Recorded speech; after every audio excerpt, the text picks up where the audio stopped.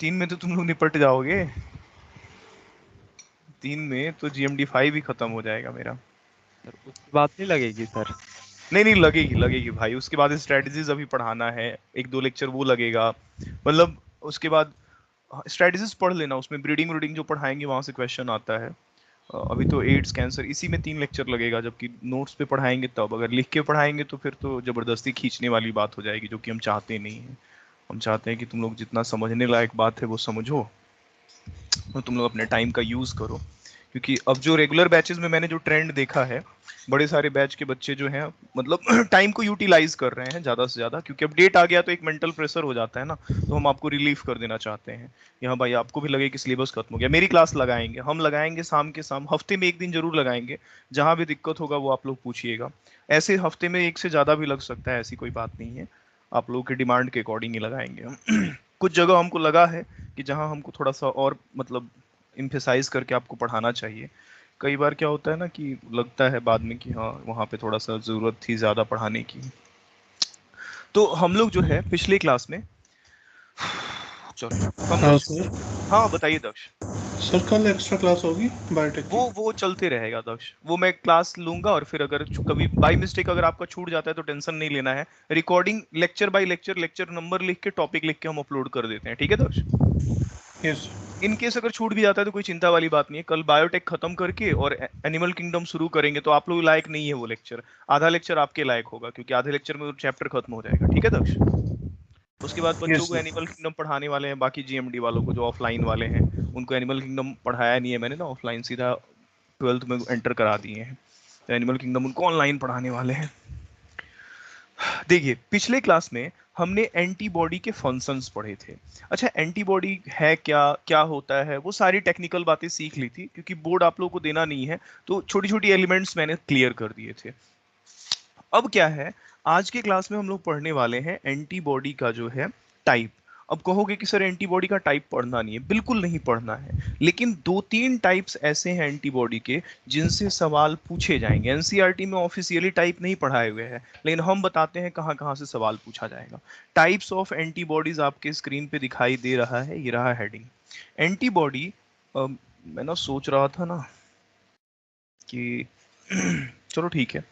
अ, अच्छा वो हाथ से लिखे हुए वाले नोट्स पे अंडरलाइन करे या इस पे अंडरलाइन करे, बताओ, जो पेन से लिखे रहते हैं उस पे जो करे या हुए हैं वो दूसरे वाले। वो वाले पे है, पेन पेन वाले से। Yes sir. हाँ उस पे वाइट थोड़ा, पेन। हाँ हाँ वाइट वाले पे, ठीक ठीक ठीक, मैं समझ गया, क्योंकि इस पे दिक्कत होती है ना, ये खराब होता है नोट्स भी, इसको भेज देंगे, कोई बात नहीं है, वो नोट्स पे हाईलाइट करके पढ़ा देते हैं। इम्यूनिटी भी, इम्यूनिटी का कोर पार्ट खत्म हो गया, एड्स और कैंसर बाकी है, वो हम लोग पढ़ लेंगे अभी। ह्यूमन हेल्थ, माई नोट्स कहाँ है, ये रहा। तो हम लोग जो है आज टाइप ऑफ एंटीबॉडीज पढ़ने वाले हैं। देखो एंटीबॉडी जो है वो 5 तरह के होते हैं। एक होता है IgG, एक होता है IgA, एक होता है IgM, एक होता है IgG और एक होता है IgE। 5 तरह के, आपको याद क्या रखना है, गामडे याद रखना है, GAMDE। गामडे ही क्यों, कुछ और क्यों नहीं, ये परसेंटेज के बेसिस पे है। आपकी बॉडी में सबसे ज्यादा जी होता है, फिर ए, फिर एम, फिर डी, और सबसे लीस्ट परसेंट में ई होता है। ये आईजी का मतलब इम्यूनोग्लोब्यूलिन। अच्छा आईजीजी एंटीबॉडी 75% होता है। मोनोमर होता है, आपको पता है मोनोमर होगा तो ये एक पैराटॉप और ये एक दूसरा पैराटॉप, जैसे कोई भी वाई शेप के एंटीबॉडी में पिछले ही क्लास में पढ़ाए थे 2 पैराटॉप होते हैं, एक और एक, दो दो ही होते हैं ना, तो 2 पैराटॉप। अच्छा फंक्शन छोड़ दीजिए, इकलौता ऐसा एंटीबॉडी है जो हमें हमारी माँ के प्लेसेंटा को क्रॉस करके हमारे शरीर में आता है, और जब आपकी बॉडी में आपकी माँ से कोई एंटीबॉडी आए, मतलब बने बनाया एंटीबॉडी आए, तो उसे हम लोग पैसिव इम्यूनिटी कहते हैं। जब आपका अपना एंटीबॉडी नहीं बल्कि आपकी बॉडी में कोई बाहरी एंटीबॉडी आ जाए, that is passive immunity. I hope you have got the point, आपको बात समझ में आ रही है, बोलिए। Yes sir. ठीक है, यस सर। इसके बाद जो हमारा दूसरा एंटीबॉडी है वो है IgA। तो पहला तो ये आईजीजी प्लेसेंटा को कौन क्रॉस करता है? अच्छा, ये आईजीजी एंटीबॉडी ही है जिसकी वजह से इरिथ्रोब्लास्टोसिस फेटालिस भी होता है। अगर कोई आरएच पॉजिटिव फादर है और आरएच निगेटिव मदर है तो उसमें माँ से एक एंटीबॉडी आके बच्चे का एंटीजन डिस्ट्रॉय कर रहा था, याद है? और जो एंटीबॉडी क्रॉस करता होगा वही ना डिस्ट्रॉय करता होगा। तो टाइप जी एंटीबॉडी क्रॉस करता है प्लेसेंटा को। बात समझ में आया? Yes sir. ठीक है। दूसरी बात, अच्छा, ए जो है वो 15% होता है, डाइमर होता है, मतलब दो होते हैं, दो दो एंटीबॉडीज में जुड़े होते हैं। तो पैराटॉप गिनिए, 1 2 3 और 4। सीधी सी बात है, जितने होंगे एंटीबॉडीज उसका डबल पैराटॉप होगा। अच्छा, ये जो आपका ए एंटीबॉडी होता है ये प्रेजेंट होता है हमारे आंसू में, मिल्क में, सलाइवा में। सलाइवा में पढ़ाए होंगे, जब सलाइवा का कॉम्पोजिशन पढ़ाए होंगे। अच्छा, रेस्पिरेटरी ट्रैक के फ्लूइड में, इंटेस्टाइनल और जेनाइटल ट्रैक के भी फ्लूइड में होता है। ये एंटीबॉडी माँ के पहले मिल्क में भी पाया जाता है। शुरुआत के कुछ, जो शुरुआत का जो मिल्क होता है कोलोस्ट्रम। आईजीजी और ए तो पूछा ही पूछा जाएगा। माँ के दूध से हमें कौन सा एंटीबॉडी मिलता है? कोलोस्ट्रम, आपको पता है। शुरुआत के कुछ मिल्क होते हैं। अरे यार, तो ये इसमें पाया जाता है। क्लियर है ये बात? ठीक। और ये बच्चे को 6 महीने तक बचाता है। एक और बात याद रखिएगा, एम्स जैसे इंट्रेंसेस में मैंने एक शब्द पढ़ाया था कॉप्रोलाइट, याद है? कि फॉसिलाइज्ड एक्सक्रीटा, ऐसा एक्सक्रीटा जो फॉसिल में कन्वर्ट हो गया है। ये एंटीबॉडी हमारे फीकल मैटर में भी होता है, इसे कॉप्रो एंटीबॉडी कहते हैं। कोई दिक्कत? एएमयू में पूछा गया था, एएमयू में पूछा गया था कॉप्रो एंटीबॉडी कौन सा है, बोलिए। Yes sir. इसके बाद एम है, तो एम वगैरह के बारे में ज्यादा नहीं पूछा जाता है, 7 से 10% होता है, इतना ही याद रखिए। इस ये पेंटामर होता है, मतलब 5 एंटीबॉडी जुड़े होते हैं। तो जितने एंटीबॉडी, डबल पैराटॉप, 10 पैराटॉप होंगे, सबसे बड़ा एंटीबॉडी होगा। आईजीडी देखिए 0.2, इसके बारे में ज्यादा नहीं जानिए, बस मोनोमर होता है। हाँ, इसके बाद आइए आईजी एंटीबॉडी। आईजीई एंटीबॉडी जो है सबसे कम होता है, और ये आपके शरीर में एलर्जिक रिस्पॉन्स को मेडिएट करता है, एक्टिवेट करता है मास्ट सेल पे। तो थोड़ी देर में हम आपको पढ़ाएंगे आईजी एंटीबॉडी। 3 याद रखिए, आईजीजी याद रखिए, ए याद रखिए, ई याद रखिए। कोई दिक्कत? No sir. No sir.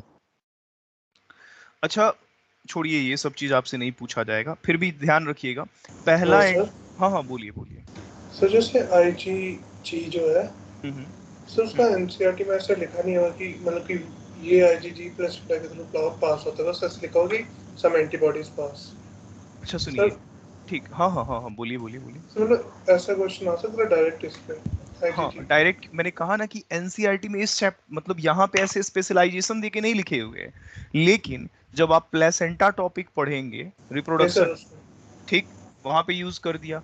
जब यस आप सर। लैक्टेशन टॉपिक पढ़ेंगे वहां पे यूज किया होगा कि माँ के दूध से हमें एंटीबॉडीज मिलता है। जब आप एलर्जी टॉपिक पढ़ेंगे तो लिखेगा वहां पे कि आईजीई एंटीबॉडी मेडिएट करता है। यस जब सर। आप इरिथ्रोब्लास्टोसिस फेटालिस पढ़ेंगे तो ये कनेक्शंस को, मैंने कहा ना कि कड़ियों को जोड़ोगे तो आपको पता चलेगा कि एनसीईआरटी में तो था।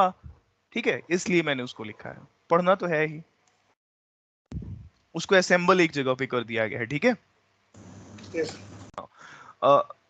ये दोनों पॉइंट छोड़ दीजिए, इसकी जरूरत नहीं है, इसकी जरूरत नहीं है। देखिए, अगर मैं बात करूं, जैसे यहाँ पे कुछ लिखा हुआ है, लिखा जो भी हुआ है, हालांकि एक सेकंड रुको, सोच रहा हूँ ना ठीक है, यहाँ देखो, दो टर्म्स हैं, एक है प्राइमरी एंड एक है सेकेंडरी या एन एमनेस्टिक या बूस्टर रिस्पॉन्स। देखो, प्राइमरी रिस्पॉन्स क्या है और बूस्टर रिस्पॉन्स क्या है हम तुमको पढ़ा देते हैं, कोई बहुत बड़ी बात नहीं है, 1 मिनट के अंदर तुम समझ जाओगे कि प्राइमरी रिस्पॉन्स क्या है और बूस्टर रिस्पॉन्स क्या है। तो देखिए, अगर मैं प्राइमरी रिस्पॉन्स पे बात करता हूँ, जैसे मान लो ये तुम्हारी बॉडी है, अभी कोरोना वायरस का ही नाम तुम लोग खूब सुने हुए हो, मान लो ये कोरोना वायरस है, मान लो ये कोरोना वायरस है, ठीक, ये कोरोना वायरस है, ये कोरोना वायरस है, ठीक। अच्छा, ये मान लो कि कोरोना वायरस का एंटीजन है हमारे, मेरे को लग रहा है इसमें नीचे स्पेस होगा, नहीं है तो चलिए इसी को हम बड़ा कर देते हैं, स्क्रीन बड़ा कर देते हैं, ऑप्शन है अपने पास। हाँ, मान लीजिए ये कोरोना वायरस है। अच्छा, मान लीजिए ये आपकी बॉडी में एंटर किया, पहली बार एंटर किया, पहली दफा एंटर किया। अच्छा, जब पहली बार एंटर किया तो आपके शरीर में जो आपका इम्यूनिटी है उसने इसको पहले कभी नहीं देखा था, पहले कभी नहीं देखा था। तो आपकी इम्यून सिस्टम एक तो इसको पहचान ही नहीं पाई, ये घुस गया, घुस के पूरा तूफान मचाया आपकी बॉडी में, मतलब आपको बहुत नुकसान पहुंचाया, बहुत नुकसान पहुंचाया। तब तक आपके इम्यून सिस्टम के कंपोनेंट्स इसको देख लिए। जैसे आपका मान लीजिए कि टी सेल देखा, आपका बी सेल देखा। तो आपका टी और बी सेल देखा और इससे लड़ा, लड़ा, तब तक आपको बहुत नुकसान हो चुका था, तब तक आप बीमार पड़ चुके थे। धीरे धीरे आपकी इम्यूनिटी जो है इसके अगेंस्ट फाइट करती है। अच्छा, जब लड़ाई हो रही होती है उसी टाइम में टी सेल और बी सेल बनाते हैं मेमोरी सेल, मतलब टी मेमोरी और बी मेमोरी बनाते हैं। अच्छा, ये टी मेमोरी और बी मेमोरी इस कोरोना के एंटीजन को याद कर लेता है। जैसे मान लीजिए कि याद कर लिया ये मेमोरी सेल कि हाँ भाई, कोरोना वायरस पिछली बार आया था, बहुत नुकसान पहुंचाया था। ठीक। अब अगर यही वायरस आपकी बॉडी में दोबारा घुसेगा तो आपकी ये टी और बी मेमोरी सेल्स तुरंत इफेक्टर सेल में कन्वर्ट कर जाएंगे, किलर सेल में कन्वर्ट कर जाएंगे। इनको पता था कि ये पिछली बार बहुत ज्यादा नुकसान पहुंचाए हुए था, ये खुद लड़ने लगते हैं। तो अगली बार जब ये आप पे हमला करेंगे तो शायद आपको नुकसान कम पहुंचाए, शायद आप कम बीमार पड़े। समझ रहे हो बात को? तो ये पहली बार वाला जो रिस्पॉन्स था इसे हम लोग कहते हैं प्राइमरी रिस्पॉन्स। दूसरी बार आप बूस्टअप करके लड़े। भाई, आप मान लो किसी से लड़ाई ही कर रहे हो, पहली बार लड़ रहे हो, दुश्मन की ताकत का अंदाजा ही नहीं है, पिट पिट के चले आए। तो अगली बार तैयारी के साथ जाओगे ना लड़ने, अगली बार तुम उससे अच्छे से फाइट करोगे। बस यही है प्राइमरी और सेकेंडरी रिस्पॉन्स। ध्यान दीजिएगा, यहाँ पे लिखा हुआ है, मैं आपको दिखाता हूँ बहुत अच्छे से, यहाँ सारी चीजें लिखी गई हैं। देखिए इसमें क्या लिखा हुआ है। लिखा हुआ है जैसे मान लीजिए कोई पैथोजन है, उसका एंटीजन है, पहली बार वो एंटीजन आपकी बॉडी में घुसा, इसको तो पहले कभी आपका शरीर देखा ही नहीं था, तो टी और बी मेमोरी से नहीं थे। जब ये पैथोजन घुसा तो आपके टी और बी लिम्फोसाइट रिस्पॉन्ड किए और बना क्या बना, देखने को मिला प्राइमरी रिस्पॉन्स। अच्छा, इसमें ना थोड़ा सा वक्त लगता है, longer latent period. Latent period मतलब आपको इम्यूनिटी थोड़ा लेट से मिलती है, आपके इम्यून सिस्टम को पता चलता है, फिर ये सेल्स बनते हैं, फाइटर सेल, किलर सेल, तब ये लड़ता है।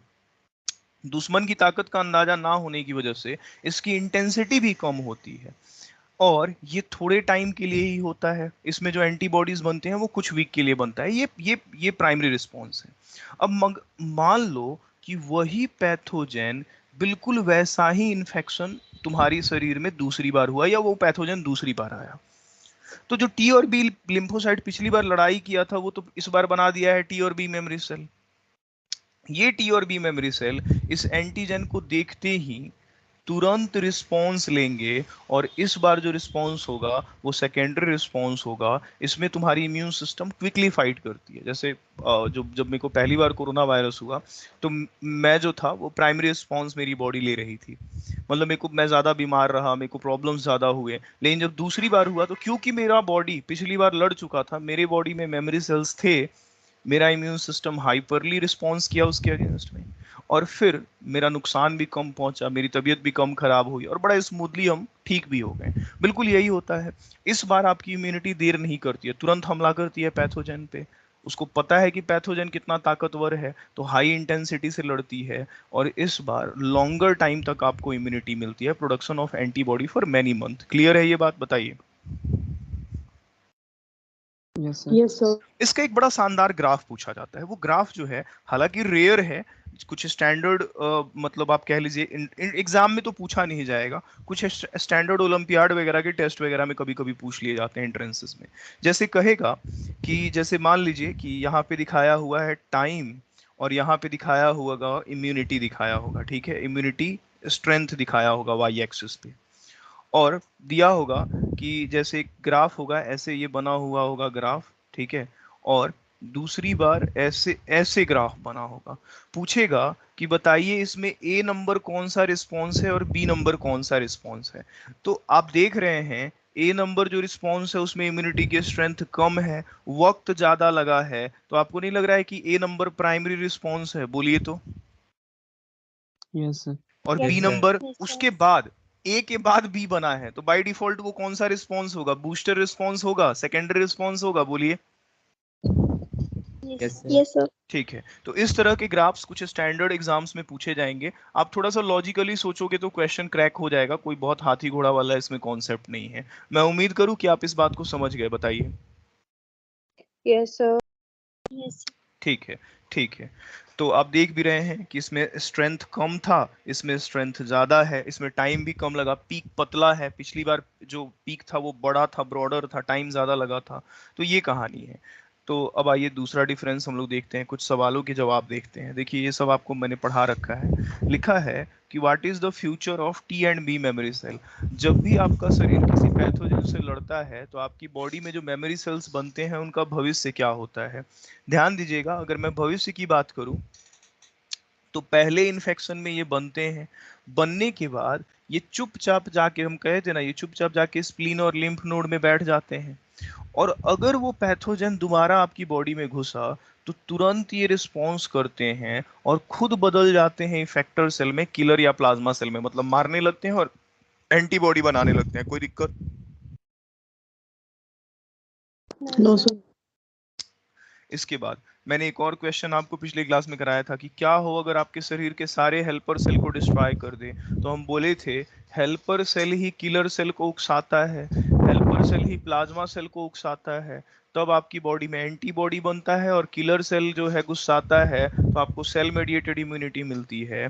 तो हेल्पर सेल के डिस्ट्रॉय करने की वजह से किलर सेल और प्लाज्मा सेल एक्टिवेट नहीं होंगे, इम्यून सिस्टम धीरे धीरे काम करेगा, मैक्रोफेजिक सिस्टम विल बी स्लो, वो भी स्लो हो जाएगा, और इसकी वजह से ध्यान दीजिएगा बहुत कम रिस्पॉन्सिवनेस होगा इम्यून सिस्टम का, इम्यून सिस्टम बहुत लो रिस्पॉन्ड करेगा। अच्छा, इसकी वजह से आपका इम्यून सिस्टम फेल कर जाएगा, और अगर फेल कर जाएगा तो आपको एक दो नहीं, ग्रुप ऑफ तुम्हारा इम्यून सिस्टम ही नहीं काम कर रहा है, किलर सेल मार ही नहीं रहा है, कोई बीमारी तुमको हो जा रहा है, एंटीबॉडी ही नहीं बन रहा है, कोई बीमारी हो जा रहा है, मतलब तुम एक बीमारी नहीं कई बीमारियों से सफर करोगे। You will suffer from various science and symptoms. और जब एक से ज्यादा साइंस और सिम्टम्स नजर आए, लक्षण नजर आए, तो इसको डिजीज ना कह के हम लोग सिंड्रोम कहते हैं, सिंड्रम कहते हैं। और मैंने शायद कहा था कि एड्स बीमारी नहीं है बल्कि it is a group of disease, ये इसीलिए सिंड्रम कहलाता है। बात समझ में आई? बोलिए। Yes sir. ठीक है, Yes, sir. अगला सवाल भी पढ़ा चुके हैं। अगला सवाल आपके दिखाई दे रहा है, ये सब थोड़ा बोर्ड वाले बच्चों के लिए लिखते हैं। What happens if all suppressor cell destroy. तो बोले थे अगर वो शांत कराने वाला दोस्त नहीं होगा तो आपका दोस्त आप ही को मारने लगेगा। तो सप्रेसर सेल को डिस्ट्रॉय अगर कर दीजिएगा तो helper cell, killer cell, plasma cell uncontrolled हो जाएंगे और आप अपने इम्यून सिस्टम को झेल नहीं पाइएगा, वो आप ही पे हमला कर देगा, और न केस इज ऑटो इम्यूनिटी। कोई दिक्कत? No, sir. No. अब यहाँ मेरी एक बात को सुनिए। अब हम लोग पढ़ने वाले हैं जरा सा स्पेसिफिक इम्यूनिटी के बारे में। देखिए हम लोगों ने क्या किया, हम लोगों ने पढ़ा कि इम्यूनिटी दो तरह की होती है। थोड़ा सा एक बार आपको याद दिलाते हैं। इम्यूनिटी दो तरह का होता है, एक होता है इननेट और एक होता है स्पेसिफिक। हमने पढ़ा कि स्पेसिफिक दो तरह का होता है, एक होता है हमारा सेलुलर, सॉरी, एक होता है हमारा स्पेसिफिक इम्यूनिटी एक्टिव और एक होता है पैसिव। फिर हमने पढ़ा कि एक्टिव दो तरह का होता है, एक होता है सेल मेडिएटेड इम्यूनिटी और एक होता है ह्यूमरल इम्यूनिटी। तो हमने सेल मेडिएटेड इम्यूनिटी और ह्यूमरल तो पढ़ लिया, लेकिन ये एक्टिव इम्यूनिटी और ये पैसिव इम्यूनिटी क्या है ये हमने नहीं पढ़ा। आइए आपको एक्टिव इम्यूनिटी और पैसिव इम्यूनिटी समझाते हैं। देखिए एक्टिव इम्यूनिटी क्या है, बहुत साधारण शब्दों में मैंने पिछली क्लास में भी समझाया था कि जब मान लीजिए, जैसे मान लीजिए कि अब मेरी बॉडी में कोरोना वायरस आया। अब कोरोना वायरस आया तो उसमें क्या है कि मेरी बॉडी के इम्यून सिस्टम रिस्पॉन्ड करेगा। अब रिस्पॉन्ड करेगा तो मेरा अपना किलर सेल बनेगा, मेरा अपना प्लाज्मा, मेरा अपना एंटीबॉडी बनेगा, मेरे अपने मेमोरी सेल्स बनेंगे। हालांकि इनके बनने में वक्त लगेगा तो मेरी इम्यूनिटी थोड़ी डिलेड रहेगी। समझ रहे हैं बात को?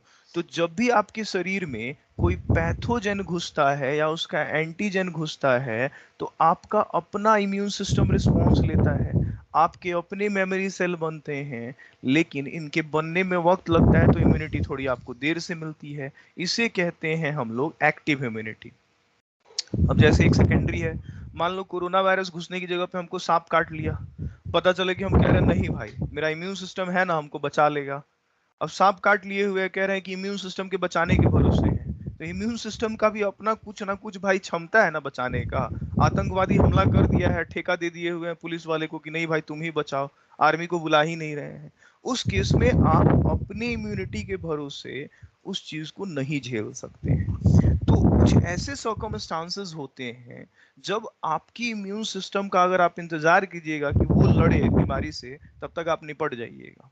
उस केस में जरूरत होता है तुरंत इम्यूनिटी देने का, तुरंत उससे लड़ने का। और इस केस में आपकी बॉडी रिस्पॉन्स ले इसका वेट नहीं किया जाएगा, तुरंत बाहर से बने बनाए एंटीबॉडीज दे दिए जाएंगे। और जब बना बनाया एंटीबॉडी दिया जाएगा तो ये तुम्हारा अपना इम्यून सिस्टम काम कर रहा है या बाहर का एंटीबॉडी काम कर रहा है। इसी चीज को हम लोग कहते हैं पैसिव इम्यूनिटी, इसी चीज को कहते हैं पैसिव इम्यूनिटी। तो देखो इसमें लिखा हुआ है acquired by direct intake of immune products. Immune products में क्या, तो बने बनाए एंटीबॉडीज, प्रिपेयर्ड एंटीबॉडीज, सीधा एक्टिवेटेड किलर सेल। तुम्हारा किलर सेल एक्टिवेट होगा, जाके उससे लड़ेगा, उससे बढ़िया है सीधा बाहर से एक्टिवेटेड किलर सेल ले लो, वो सीधा जाके पैथोजन से लड़ना शुरू कर देगा। अभी डिटेल में पढ़ाएंगे, चिंता नहीं कीजिए। इसमें तुम्हारे इम्यून सिस्टम को कुछ नहीं करना है। देखते हो जब आर्मी वाले फंक्शन को टेक ओवर करते हैं तो लोकल पुलिस को साइड हटा देते हैं, कहते हैं हटिए अब हम लोग संभाल लेंगे। तो जब बाहरी इम्यून प्रोडक्ट ले ही लिए हो तो तुम्हारा इम्यून सिस्टम बैठ के बस शक्ल देखेगा। लेकिन जब बाहरी इम्यून सिस्टम टेक ओवर किया है फंक्शन को, बाहरी इम्यून प्रोडक्ट्स टेक ओवर किए हैं, जब तुम्हारा अपना इम्यून सिस्टम लड़ ही नहीं रहा है, तो क्या मेमोरी सेल बनेगा? बोलो तो। No sir. नो नहीं सर। बनेगा। इसमें लेटेंट पीरियड नहीं होता है, बाहर से एंटीबॉडी लिए तुरंत लड़ना शुरू कर दिया, ये तुम्हें क्विक इम्यूनिटी देता है। अब कह रहे हैं सर दोनों इम्यूनिटी किस किस कंडीशंस में यूज किए जाते हैं और हमें मिलते कैसे हैं? तो इनके कुछ बेहतरीन एग्जांपल अभी रिसेंट डेज में आपने ऑब्जर्व किए हैं और आपको मेरे लिए समझाना बहुत आसान होगा। जैसे अगर मैं एक्टिव इम्यूनिटी की बात करूं तो ये हमें नेचुरल इन्फेक्शन से मिलता है। नेचुरल इन्फेक्शन कैसे, सुनो मेरी बात को। अच्छा, नेचुरल इन्फेक्शन कैसे, तो जैसे मान लो हम गए भाई, बाहर गए, ठीक है, अब हमको कोरोना वायरस हो गया, मतलब कोविड हो गया, मेरी बॉडी में कोरोना वायरस घुसा। अब कोरोना वायरस घुसा और मेरा अपना बॉडी उससे लड़ा मेमोरी सेल बनाया, तो ये तो मेरा एक्टिव इम्यूनिटी हुआ। अब एक अच्छी बात ये होती है कि जितना ज्यादा आप पैथोजन से इंटरेक्ट करते हैं उतनी ज्यादा आपकी एक्टिव इम्यूनिटी पार्टिसिपेट करती है। मान लो तुम दिन रात बाहर धूल में खेल रहे हो या फिर जगह जगह घूम रहे हो, पैथोजन से इंटरेक्शन बहुत ज्यादा है, तो तुम्हारी शरीर उन सारे पैथोजन से लड़ेगी, उनके बारे में याद भी रखेगी। तो अगली बार वो पैथोजन हमला करेंगे तो तुम्हें बूस्टर रिस्पॉन्स मिलेगा, मतलब धीरे धीरे तुम्हारी इम्यूनिटी स्ट्रांग होती जाएगी। लेकिन मान लो तुम बंद डिब्बे के मेढक हो, रहते हो भाई 15 मंजिला मकान में या घर में बैठे हुए हो, मिट्टी के नाम पे तुमको छींक आने लगता है, कभी उतरते हो तो एकदम मतलब होता है ना, एकदम भाई ओवर पैम्पर्ड किड हो, नीचे उतर ही नहीं रहा, हाँ हमारा बच्चा नीचे उतरेगा उसको धूल लग जाएगा। तो उस केस में उस बच्चे की जो एक्टिव इम्यूनिटी है वो डेवलप नहीं करेगी, क्योंकि वो दुनिया भर के पैथोजन से इंटरेक्ट ही नहीं किया। अब उसको पता ही नहीं है कि भाई एक पैथोजन कैसा है उसके इम्यून सिस्टम को। अब कभी किसी दिन बाहर निकला, वो पैथोजन उसकी बॉडी में घुसा, बस बीमार हो गया टक से। आपको एक बहुत बेहतर एग्जांपल बताते हैं। आपकी इम्यून सिस्टम में, इम्यूनिटी में, और एक बंदा जो सीवेज में उतरता है, जो नाली में उतरता है, उसकी इम्यूनिटी में जमीन आसमान का फर्क है। जो बंदा नाली में उतर रहा है वो न जाने कितने पैथोजन से इंटरेक्ट कर रहा है। आपको नाली का पानी हाथ में लग जाए तो आपको खुजली होने लगेगा, वो उतर के उसको साफ करके बाहर निकल जा रहा है, एकदम मस्त है। समझ रहे हैं उसका इम्यूनिटी किस लेवल पे अपलिफ्ट हो चुका है। अब वो कह सकते हैं टेक्निकली वो तो भाई रेसिस्टेंट हो चुका है, उसको कोई पैथोजन इन्फेक्ट जल्दी नहीं कर सकता है, उसकी इम्यूनिटी काफी अपलिफ्ट हो चुकी है। तो जरूरी है, कहा भी जाता है कि ज्यादा अच्छा रहेगा कि आप बच्चों को भेजिए मिट्टी विट्टी में खेलने के लिए। जितना ज्यादा खेलेंगे उनकी इम्यूनिटी, उनकी रोग प्रतिरोधक क्षमता बढ़ेगी। हाँ, एक तो है, मान लो अब जैसे एक दो तरीका है, जैसे अभी तुम लोग सुने भी होंगे कि जितने भी हाईली डेवलप्ड कंट्रीज थे उन लोगों ने कहा कि हम लोग वैक्सीन नहीं लेंगे। बहुत जगह पे ये भाई हंगामा हुआ कि आप हमको वैक्सीन लेने के लिए फोर्स नहीं कर सकते हैं। इंडिया में भी बहुत सारे कम्युनिटीज थे जिन्होंने कहा कि आप हमको वैक्सीनेशन के लिए फोर्स नहीं कर सकते हैं। तो सवाल उठता है कि भाई काहे नहीं तुमको फोर्स किया जाए वैक्सीनेशन के लिए। तो इन कम्युनिटीज का कहना ये था कि हमको नेचुरली इन्फेक्ट होने दीजिए, आप हमको मजबूर नहीं कीजिए कि हम वैक्सीन लें। अब दोनों में फर्क है। आप एक्टिव इम्यूनिटी दो तरीके से, मतलब तुम्हारी इम्यून सिस्टम को दो तरीके से एक्टिवेट किया जा सकता है। एक तो तुम बाहर जाओ, खुद उस पैथोजन को लेके आओ, तो तुम्हारा इम्यून सिस्टम रिस्पॉन्ड करेगा, और नहीं तो हम तुमको बाहर से वैक्सीन दें। अब ये वैक्सीन क्या होता है, आर्टिफिशियली ये वैक्सीन से कैसे मिलता है हम आपको पढ़ाते हैं, और मैं वो उस केस पे भी आऊंगा कि क्यों दुनिया के कई डेवलप्ड कंट्रीज के लोगों ने जो है मास प्रोटेस्ट किया और कहा कि हमें वैक्सीन नहीं चाहिए, हमें नेचुरली इन्फेक्ट होने दीजिए, वो ज्यादा अच्छा है। मैं उस पर भी आऊंगा। फिलहाल जरा पैसिव इम्यूनिटी पे बात करते हैं। पैसिव इम्यूनिटी आपको दो तरीके से मिलता है। नेचुरली हमें हमारी माँ से बने बनाए एंटीबॉडीज मिलते हैं। मैं कह भी रहा था आईजीजी एंटीबॉडी फीटस को प्लेसेंटा से मिलता है, और एक और एंटीबॉडी आपको आपकी माँ के मिल्क से मिलता है, कोलोस्ट्रम से मिलता है, वो ए है। तो ये तो बने बनाए एंटीबॉडी है, तो पैसिव इम्यूनिटी ही है ना, बोलिए तो। Yes, sir. Yes, sir. Passive immunity है, ठीक है। अच्छा, और दूसरा हमें पैसिव इम्यूनिटी एंटी सेरम से मिलता है। अब क्या है चक्कर कि हो सकता है आपको इसमें समझने में दिक्कत हो, तो सबसे पहले थोड़ा सा आपको वैक्सीनेशन के बारे में समझाते हैं। जैसे वैक्सीनेशन में क्या है, हम लोग सबसे बेस्ट एग्जांपल अभी देखेंगे कि कोविड वैक्सीन बहुत सारे डेवलप किए गए हैं। देखो कोई वैक्सीन कैसे तैयार किया जाता है हम समझाते हैं, कैसे आपको एक्टिव इम्यूनिटी दी जाती है बाय वैक्सीनेशन वो समझाते हैं। जैसे मान लीजिए फिर से ये कोरोना वायरस ही है, ये कोरोना वायरस है, और ये कोरोना वायरस का एंटीजन है।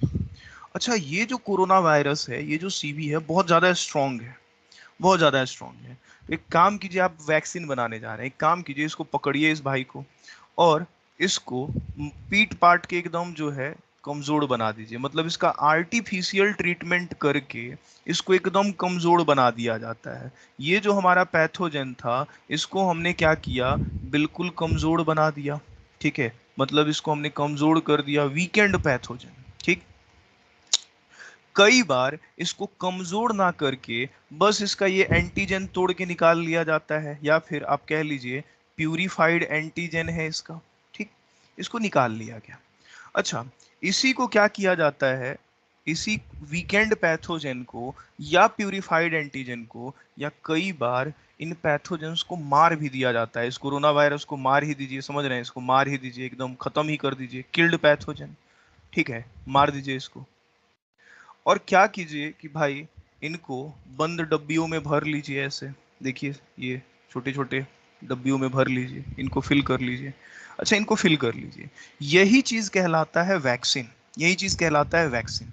आपने किसी पैथोजन को या तो कमजोर कर दिया, या फिर उसका एंटीजन निकाल लिया, या फिर उसको मार दिया, और इस चीज को क्या किया, किसी पर्सन को ले जाके इंजेक्ट कर दिया। आपने इसको सीरिंज में भरा और इसको इंजेक्ट कर दिया इस बंदे को। अब इस बंदे की बॉडी में आपने क्या किया है, एक वीकेंड पैथोजन डाला है, कमजोर पैथोजन डाला है। तो ये कमजोर पैथोजन आपके शरीर को क्या नुकसान पहुंचाएगा, और जब तक आपको नुकसान पहुंचाएगा तब तक आपका इम्यून सिस्टम इस पे हमला करके इसके बारे में याद भी कर लेगा। मतलब जो कोविड के वैक्सीन हैं, उनमें कई ऐसे वैक्सीन हैं जिनमें वीकेंड पैथोजन दिया गया दुनिया भर के लोगों को। अब कोविड का जो वीकेंड पैथोजन दिया गया, उसमें कोरोना वायरस बॉडी में आ गया, इम्यून सिस्टम रिस्पॉन्स किया, मेमोरी सेल बनाया, लड़ा उससे, लेकिन आपको कोई नुकसान नहीं हुआ। दूसरी बात, अब अगर वही स्ट्रॉन्ग पैथोजन दोबारा आपके शरीर में घुसेगा तो आपका बॉडी तो पहचान लिया है ना, मतलब सारा खेल मेमोरी का है। कुछ भी करके उस पैथोजन का आपके शरीर में मेमोरी बना दिया जाए, उस पैथोजन का फोटो दिखा दिया जाए, आप याद कर लीजिए, अगली बार लड़ लीजिए। समझ रहे हैं बात को, बोलिए तो, बोलिए। Yes, sir.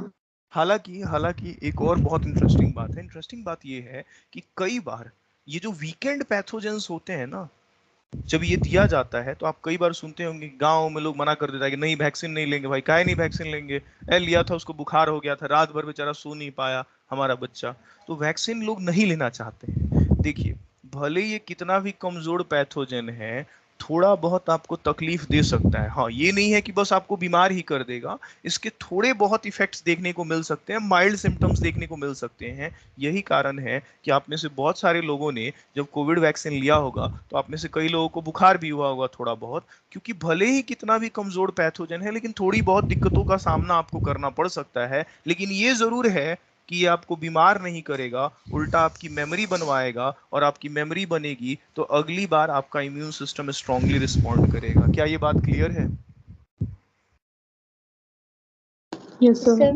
अब यही चीज डेवलप्ड कंट्री वाले लोग कह रहे थे। वो कह रहे थे कि हम तुम्हारा कमजोर पैथोजन क्यों ले वैक्सीन के रूप में, हमको नेचुरली इन्फेक्ट होने दो, हमारी ये इम्यूनिटी नेचुरली बिल्ड होने दो। तो मैं उम्मीद करूं कि ये बात आप एक्टिव इम्यूनिटी का, वैक्सीनेशन का खेल समझ गए हैं। बताइए। Yes, sir. हाँ, तो देखिए वैक्सीनेशन में हम आपको बताते हैं, वैक्सीनेशन प्रिंसिपल जो है हम लोग पढ़ने जा रहे हैं, वैक्सीनेशन या इम्यूनाइजेशन। वैक्सीनेशन या इम्यूनाइजेशन क्या है? इसमें ये principle based on the property of memory of immune system, कुछ भी करके इम्यून सिस्टम की मेमोरी डेवलप करा देनी है। पैथोजन है या उसका एंटीजन है, बिल्कुल स्ट्रॉन्ग फॉर्म में है, उसको आर्टिफिशियली ट्रीट कीजिए, उसको कमजोर कर दीजिए या मार दीजिए, या उसके एंटीजन को प्यूरिफाई कर लीजिए, यही चीज वैक्सीन होता है। अच्छा, इस वैक्सीन को जो है आप बॉडी के अंदर पर्सन्स के इंट्रोड्यूस कीजिए, इस चीज को हम लोग वैक्सीनेशन कहते हैं, ध्यान रखिएगा। हाँ, अब इसकी खासियत क्या है कि जो पैथोजन आप शरीर में डाल रहे हैं ये अपने लैटेंट पीरियड में आपको बीमार नहीं करेगा। ये जरूर है कि आपके शरीर में माइल्ड सिम्टम्स देखने को मिल सकते हैं। कोई दिक्कत? No, sir. अब 2 मिनट रुकिए, आप लोग 2 मिनट रुकिए, जरा हमको अटेंडेंस भेज लेने दीजिए, फिर हम बात करते हैं, और पानी भी पी लेने दीजिए। तब तक आप लोग इसको पढ़िए, हम स्क्रीन छोटा कर देते हैं।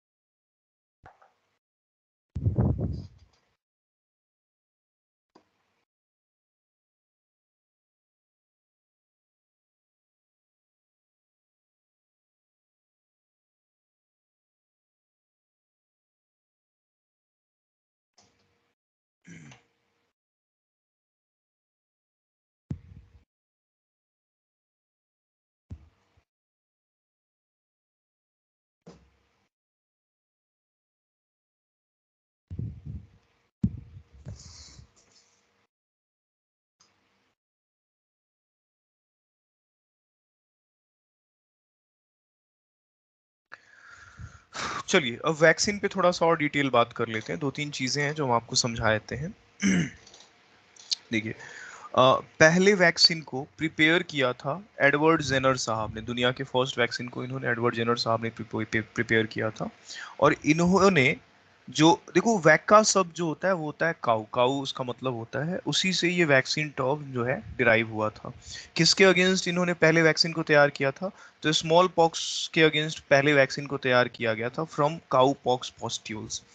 हालांकि जैसे नाम तो भले जेनर साहब का है पहले वैक्सीन बनाने में, लेकिन हम आपको बताना चाहते हैं कि हमारे यहाँ के जो क्लासिकल ट्रीटमेंट मेथड्स हैं जिसमें ऋषि मुनि लोग इलाज करते थे, वो भी इन चीजों का पहले से करते आए हैं हमारे यहाँ। कई लोग तो ये भी मानते हैं कि जो ये वेस्टर्न कंट्री वाले हैं, स्पेशली जो ब्रिटिशर्स हैं, हमारे यहाँ की ही टेक्निक को या पुरानी परंपराओं को चुरा के लेके गए हैं। कैसे? तो पहले के जमाने में जब ये चेचक वगैरह फैलता था तो लोग ऋषि मुनियों के पास जाते थे इलाज के लिए। तो ऋषि मुनि लोग क्या करते थे, जैसे मान लो किसी को चेचक हुआ है, पूरे बदन में ऐसे पस भरा हुआ है, घाव हुआ है, पस भरा हुआ है, तो वो लोग एक कांटा लेते थे और कांटा लेके उस पस वाले घाव में इंजेक्ट करते थे और उसी कांटे को नॉर्मल पर्सन में इंजेक्ट कर देते थे, उसी कांटे को। अब होता क्या था कि जो पस में पैथोजेंस होते थे, अब उस कांटे में थोड़ा सा पैथोजन लग गया और उस पैथोजन को किसी नॉर्मल पर्सन की बॉडी में डाल दोगे तो उस नॉर्मल पर्सन की भी बॉडी में क्या आ जाता था? पैथोजन आ जाता था, लेकिन माइल्ड डोज में। माइल्ड डोज में पैथोजन आता था। अब पैथोजन माइल्ड डोज में आया तो उस पर्सन को थोड़ी बहुत तकलीफ होती थी और उसके इम्यून सिस्टम रिस्पॉन्ड करती थी और वो उस चीज के अगेंस्ट प्रोटेक्टेड हो जाता था। ये चीज वैक्सीनेशन ही था, ये एक जमाने से, एक अरसे से हमारे यहाँ किया किया जा रहा था। इसी चीज को जनरल साहब ने फॉलो अप किया और कहा गया कि भाई इन्होंने दुनिया का पहला वैक्सीन बनाया है। तो अब ठीक है भाई, उनका फ्लो भी ज्यादा था, उन लोगों की रीच भी ज्यादा थी, तो दुनिया मानती है उनकी बातों को। खैर, हम लोग बात करते हैं पोलियो वैक्सीन पे। दो तरह का पोलियो वैक्सीन है। एक तो जो आप लोग अमिताभ बच्चन वाला ऐड सुनते हो, 2 बूंद दवा पोलियो हवा, वो सैबिन साहब ने बनाया है। ये है ओरल पोलियो वैक्सीन, इसको ओपी भी कहते हैं। इसमें जो आपको 2 बूंद दवा पिलाई जाती है पोलियो की, इसमें वीकेंड मतलब कमजोर पोलियो वायरस दिया जाता है, ध्यान रखिएगा। या उसी चीज को हम लोग कहते हैं लाइव एटीन्यूएटेड। लाइव का मतलब जिंदा, एटीन्यूएटेड मतलब कमजोर किया हुआ पैथोजन दिया जाता है। तो आपको समझ में आ रहा है सैबिन साहब का जो ओरल पोलियो वैक्सीन है जो आप पिए हुए हो वो क्या था, बताइए। ऐसा नहीं है यस सर। कि सिर्फ ये 2 बूंद दवा वाला ही वैक्सीन है। जैसे आपने कोरोना का वैक्सीन लिया है, वैसे भी पोलियो का वैक्सीन आता है, वो साल्क साहब ने बनाया है। साल्क साहब का जो वैक्सीन है वो इंजेक्टेबल है, लेकिन इसमें जो पोलियो वायरस दिया जाता है वो मरा हुआ, मतलब किल्ड पैथोजन है। बात समझ में आ रही है? दोनों दोनों पोलियो वैक्सीन में डिफरेंस क्या है? Yes sir. ठीक है, ठीक है, ठीक है। अब इधर आ जाओ। अच्छा, यहाँ पे कुछ मैंने पढ़ा रखा है। जैसे इसमें सबसे पहला क्या है, चलो इसको हम थोड़ा सा पढ़ाएंगे, डिटेल में पढ़ाएंगे, एक पेज पे पढ़ाना चाहेंगे कि वैक्सीन के 3 जेनरेशंस होते हैं। ये एक प्रॉपर पेज पे हम पढ़ाना चाहते हैं, रुक जाओ। 3 जेनरेशन ऑफ, क्योंकि तुम लोग बायोटेक मेरे से पढ़ चुके हो तो तुम लोग बड़े आसानी से समझ जाओगे। चलो पढ़ाते हैं तुम लोगों को 3 जेनरेशन का वैक्सीन क्या होता है। बायोटेक मेरे से ही पढ़े हो तो बहुत आसानी से समझ जाओगे तुम लोग, इसमें ज़्यादा दिक्कत होगी नहीं। पहले तो बैकग्राउंड ब्लैक करें हम। देखो, जो वैक्सीन होता है वो 3 तरह का होता है। एक तो होता है फर्स्ट जेनरेशन, ठीक। एक होता है सेकंड जेनरेशन, ठीक। एक होता है सेकंड जेनरेशन और एक होता है third generation. First generation vaccine कैसे तैयार होता है वो हम आपको समझाते हैं, 1 मिनट का खेल है, आप समझ जाइएगा, ध्यान दीजिएगा।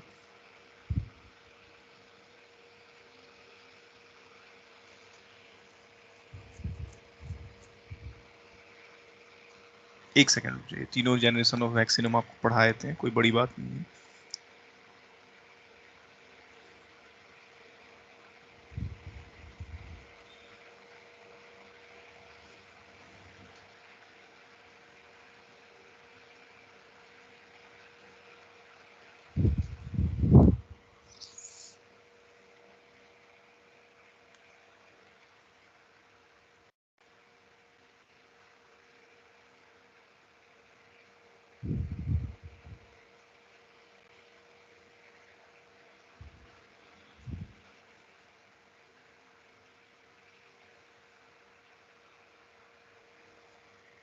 चलो आपको तीनों जनरेशन का हम वैक्सीन समझाते हैं, बहुत आसान है। जैसे मान लो कि जैसे सपोज कर लो कि ये तुम्हारी बॉडी है, जैसे मान लो ये तुम्हारी बॉडी है।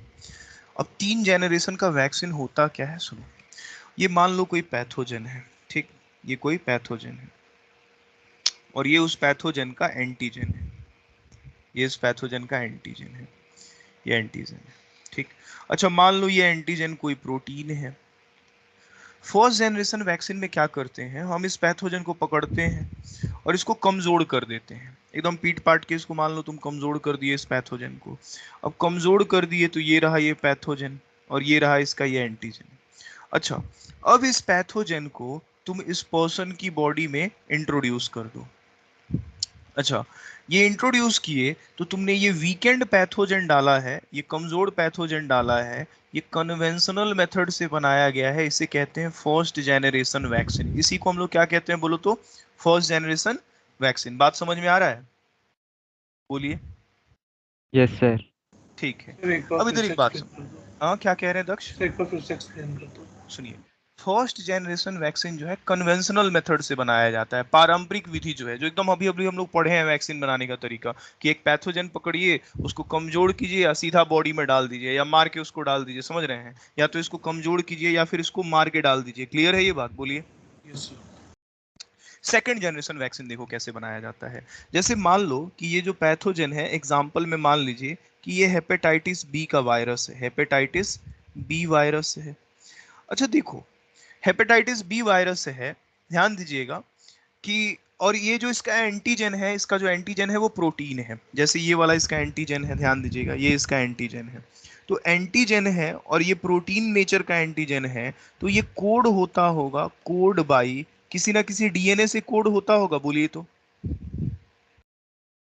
होता होगा कोड। Yes, sir. मान लीजिए इस डीएनए से कोड होता है और इसी डीएनए से ये वाला प्रोटीन बन रहा है, ठीक है, मतलब डीएनए कह लीजिए या किसी ना किसी जीन से कोड होता होगा। हम क्या करेंगे, सुनिए, हम क्या करते हैं, इस डीएनए को, हम इस डीएनए को क्या करते हैं, एक वेक्टर के साथ जोड़ते हैं। जैसे मान लीजिए हमने प्लाज्मिड के साथ जोड़ दिया, आप बायोटेक पढ़ के आए हुए हो। जब आप इसको प्लाज्मिड के साथ जोड़ोगे, मान लो एक प्लाज्मिड था और आपने ये डीएनए जोड़ दिया, तो आपने रिकॉम्बिनेंट डीएनए बना दिया। इस रिकॉम्बिनेंट डीएनए को आप डाल दो, किसमें डाल दो, होस्ट, किसी होस्ट सेल में डाल दो। तो सपोज कर लो ये हमारा कोई होस्ट सेल है, जैसे मान लो, जैसे ये मान लो कि कोई ईस्ट है, ये कोई होस्ट सेल है, इसके अंदर डाल दो। अच्छा इसके अंदर तुमने डाल दिया, इसके अंदर तुमने डाल दिया, तो ये जो डीएनए तुमने डाला है, इस डीएनए से ध्यान दो कोड होगा, क्या कोड होगा, code for hepatitis B virus surface antigen. वो जो हेपेटाइटिस बी वायरस का सरफेस एंटीजन है उसी के लिए ना कोड करेगा, बोलिए तो। ये स्टार वाला एंटीजन ये बनाएगा, बोलिए। देखिए अब समस्या क्या है ना, हेपेटाइटिस बी वायरस लाइलाज, मतलब हेपेटाइटिस बी जो बीमारी है वो लाइलाज है। दुनिया में 3 बीमारी लाइलाज है, पढ़ाए थे कौन कौन सा, बोलिए तो। एक तो एड्स लाइलाज है, हेपेटाइटिस बी लाइलाज है, और कौन सा, जेनिटल हर्पीस। और जेनाइटल हर्पीस। 3 बीमारियां लाइलाज है। अच्छा मान लो कि हम तुमको कहे कि बुआ आओ तुमको हम एक वैक्सीन देते हैं और उसमें एचआईवी वायरस तुम्हारी बॉडी में डाल दें। अब एचआईवी वायरस डाल दिए तो ले दे के निपटिए ना जाओगे, दुनिया में कोई तुमको बचा पाएगा? पता चला कि हम वैक्सीन बनाते बनाते तुम्हारी बॉडी में हेपेटाइटिस से बी वायरस डाल दिए। अब वायरस डाल देंगे, फर्स्ट जनरेशन वैक्सीन की मैं बात कर रहा हूँ, अगर तुम्हारे शरीर में वायरस को डाल देंगे तो मरना तुम्हारा तय है, क्योंकि ये बीमारी लाइलाज है। अब समस्या है कि फिर हेपेटाइटिस बी का इलाज कैसे हो। तो देखिए हेपेटाइटिस बी का इलाज किया गया है रिकॉम्बिनेंट डीएनए टेक्नोलॉजी की मदद से। इसमें क्या किया गया, हेपेटाइटिस बी वायरस का जो सरफेस एंटीजन था उसको ये इस टेक्निक से तैयार कर लिया गया। तो वायरस ना डाल के, वायरस ना डाल के आपको सिर्फ उस वायरस की पहचान करानी है ना बॉडी में, ये सरफेस एंटीजन इंट्रोड्यूस कीजिए। तो ये जो सरफेस एंटीजन आप इंट्रोड्यूस कर रहे हैं, ध्यान दीजिएगा, ये है सेकेंड जेनरेशन वैक्सीन, जिसको आपने तैयार किया है बायोटेक्नोलॉजी की मदद से। तो आप डायरेक्ट वायरस को क्यों नहीं डाले, क्योंकि वायरस को डालते फर्स्ट जनरेशन वैक्सीन मोड पे तो आपको ये बीमारी हो जाता और आपका इलाज भी नहीं होता। क्लियर है ये बात, बोलिए। Yes sir. Yes, sir. अच्छा अब थर्ड जनरेशन वैक्सीन क्या है सुनिए।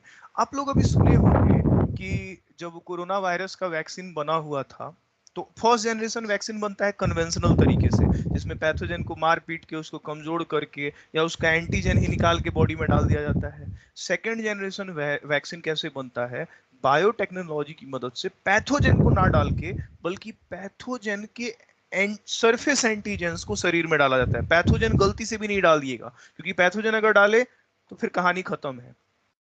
थर्ड जनरेशन वैक्सीन क्या है सुनिए। अभी अभी रिसेंटली तुम लोग सुने होंगे कि बहुत सारा लोग वैक्सीन लेने से मना कर दिया था। कई कम्युनिटीज में जो है वैक्सीनेशन लोग मना कर दिया। अलग अलग गांव में चले जाइएगा तो हमारे गांव में, हमारे यहाँ जो है वैक्सीन प्रोग्राम शुरू हुआ तो मैं था घर पे, तो टोटल जो है नर्स जो है वो 200 वैक्सीन लेके आई हुई थी। पहले स्लॉट की बात बता रहे हैं आपको, सिर्फ 50 वैक्सीन लोग लिया। और वो भी 50 वैक्सीन में मेरे बाबा दादी वैक्सीन नहीं लिए, उनको हम समझा के रह गए वो नहीं लिए। कोई उनको कह दिया कि था कि वायरस ये जो वैक्सीन है ये डीएनए बदल देगा। आप सुने भी होंगे कि कई नेता लोग भाषण दिए टीवी पे आके कि वैक्सीन नहीं लेना, ये एक साजिश है मोदी सरकार की, ये डीएनए बदल देगा तुम्हारा। कई लोग बोल दिया कि नपुंसक भी बना देगा, इसलिए भी वैक्सीन लोग नहीं ले रहा। तो सुने थे कि नहीं सुने थे, इस तरह की न्यूज आते थे कि वहां पे लोग वैक्सीन लेने से मना कर दिया, बोला कि नहीं लेंगे डीएनए बदल दे रहा है, ऐसा सुने थे? अपने यहाँ इंडिया में इस तरह के केसेस खूब सामने आते हैं। Yes, sir. अच्छा, वो लोग ना बहुत हद तक सही था। वो लोग जिस जनरेशन ऑफ वैक्सीन की बात कर रहे थे ना, वो तीसरे जनरेशन ऑफ वैक्सीन की बात कर रहे थे। लेकिन सरकार बना रहा है फर्स्ट जनरेशन वैक्सीन। देखिए, तीसरे जनरेशन वैक्सीन में आपके डीएनए के साथ छेड़छाड़ किया जाता है, ये बात सही है। लेकिन थर्ड जनरेशन वैक्सीन अभी अंडर ट्रायल है। मैं एग्जांपल बताता हूँ तीसरे जनरेशन की वैक्सीन कैसे बनती है। अच्छा, मान लीजिए कि दो तरीका है। वैक्सीनेशन का अल्टीमेट गोल यही है ना कि किसी भी तरह से पैथोजन या पैथोजन का एंटीजन आपके शरीर में डाल दिया जाए ताकि आपका शरीर उसको पहचान ले और आपको वो बीमारी, बोलिए तो, ना हो। यही ना, बोलिए। Yes, sir. Yes. Yes, ठीक sir. ठीक ठीक ठीक ठीक ठीक।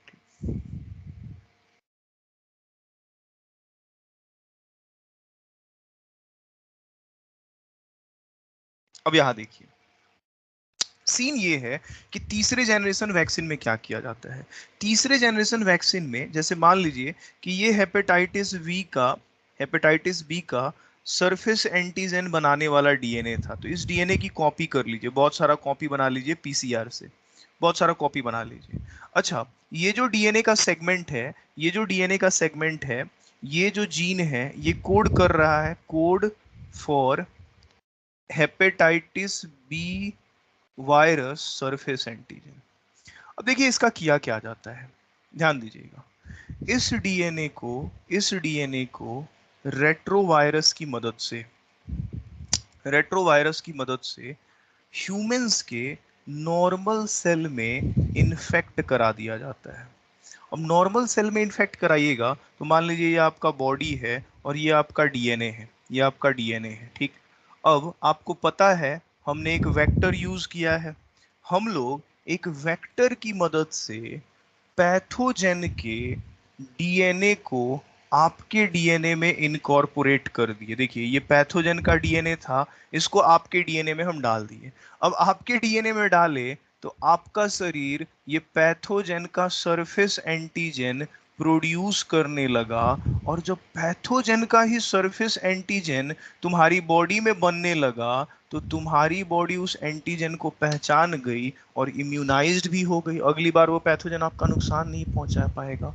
मतलब या तो उसके एंटीजन को डालिए या फिर पैथोजन को डालिए, या उसका जो एंटीजन जिस डीएनए से बन रहा है उसी को डाल दीजिए। इनको डीएनए वैक्सीन कहते हैं। थर्ड जनरेशन जो वैक्सीन हैं यही कहलाते हैं डीएनए वैक्सीन। तो यही सब थोड़ा बहुत वो लोग नेता लोग पढ़ लेते हैं, कहीं से सुन लिया कि डीएनए वैक्सीन दे रहा है तो कह रहा है कि डीएनए ही बदल दे रहा है। तो ये है डीएनए वैक्सीन, तीसरे जनरेशन का वैक्सीन, जिसमें आपके डीएनए में पैथोजन के डीएनए को डाल दिया जाता है और फिर आपकी बॉडी में वो पैथोजेनिक प्रोटीन बनने लगता है और आपकी body naturally, sorry, artificially immunise हो जाती है। समझ में आया ये बात?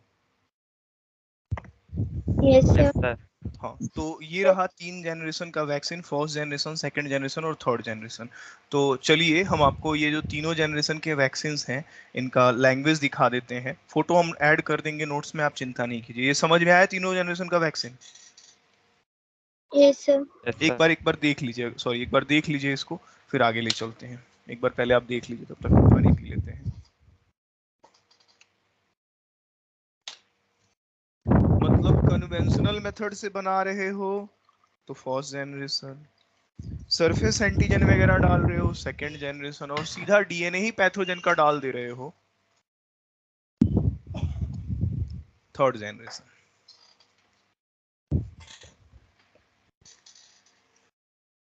इधर आ जाओ। चलो इधर आ जाओ, हम लोग ये तीनों जनरेशन ऑफ वैक्सीन पढ़ाते हैं आपको। देखिए इसमें लिखा हुआ है सबसे पहले टाइप ऑफ वैक्सीन में first generation vaccine. First generation vaccine के बारे में लिखा गया है प्रिपेयर्ड फ्रॉम कन्वेंशनल मेथड। इसमें पूरा का पूरा ऑर्गेनिज्म ही डाला जाता है। कैसे? तो या तो ऑर्गेनिज्म को जिंदा और कमजोर करके डाला जाता है, एटीन्यूएटेड का मतलब होता है वीकेंड करके डाला जाता है, जो कि सवाल नीट में भी पूछा गया। जैसे अच्छा, नीट में ये क्वेश्चन पूछा गया कि कौन सा वैक्सीन लाइव है किसमें किल्ड है, इस तरह के क्वेश्चन आ चुके हैं। तो लाइव वाले के एग्जांपल मैंने दे रखे हैं, स्मॉल पॉक्स का vaccine, oral polio vaccine, BCG का टीका, इन्फ्लुएंजा, ये लाइव वैक्सीन हैं। इसके बाद जो सेकेंड इसमें टाइप है दूसरा है, वो है इनएक्टिवेटेड एंड किल, जिसको न्यूट्रलाइज किया गया या मार दिया गया। इसमें टाइफाइड, रेबीज, कॉलेरा और साल्क साहब का polio vaccine. Second generation vaccine में पढ़िए, मैंने कहा कि सरफेस एंटीजन बाहर बना के और उसको बॉडी में डाला जाए बायोटेक की मदद से। तो these are सब unit vaccine consist of defined protein antigen, language बड़ा टफ है, such as tetanus toxoid, diphtheria toxoid और recombinant protein component such as hepatitis B surface antigen produced from yeast। तो वही चीज कह रहे थे, हेपेटाइटिस बी वायरस का सरफेस एंटीजन आप किसी ईस्ट से बनवा लीजिए और उसको बॉडी में इंट्रोड्यूस कर दीजिए। ठीक है, बोलिए समझ में आया? Yes, sir. इसके Yes, बाद sir. तीसरे जनरेशन के वैक्सीन पे बात कर लेते हैं। डीएनए वैक्सीन है, made up of a plasmid that has been genetically engineered to produce one or two specific proteins from a pathogen. वो छोड़िए, द वैक्सीन डीएनए, इस वैक्सीन डीएनए को इंजेक्ट किया जाता है आपके शरीर के सेल में, जहां पे होस्ट सेल उसके डीएनए को रीड करके वो पैथोजन के प्रोटीन को बनाता है। मतलब आप ही के डीएनए में उसके डीएनए को इनकॉर्पोरेट करके और फिर पैथोजेनिक प्रोटीन बनेगा और फिर आपको इम्यूनिटी मिलेगा। कोई दिक्कत? No, sir. No, sir. चलो इसके बाद जो है, अब शायद इस नोट्स पे जो कहानी है नहीं है, अच्छा ठीक है, इसके बाद देख लेते हैं और क्या लिखा हुआ है। अभी है कहानी। Because this proteins are recognised as foreign, क्योंकि आपका अपना प्रोटीन नहीं है तो आपका इम्यून सिस्टम उसको फॉरेन मानेगा। ये थर्ड जनरेशन वैक्सीन की बात कर रहे हैं। इम्यून सिस्टम ऑल्टर्ड हो जाएगा और बहुत सारा इम्यून रिस्पॉन्स प्रोड्यूस होगा। इसमें third generation hepatitis B vaccine लिख रखा है कि डेवलप किया गया है। तो ऐसे जनरेशन ऑफ वैक्सीन के सवाल बायोटेक से आते हैं, बायोटेक में पढ़ना है। वहीं का ये टॉपिक था जो यहाँ पे पढ़ाया जा रहा है। क्योंकि आप साथ साथ पढ़ रहे हो तो आपको दिक्कत होगा नहीं, कल के क्लास में शायद बायोटेक में हम ये चर्चा भी करेंगे। तो ये इतनी कहानी थी। अब फिर 1 मिनट रुकिए, फिर आगे आपको पढ़ाते हैं। बस 1 मिनट आप लोग रुकिए, कुछ पूछना है पूछ लीजिए। तब तक आप ये तीनों जनरेशन ऑफ वैक्सीन पढ़िए एक बार। ये क्वेश्चन पूछा गया है, एक बार देख लीजिए अपने एंड से।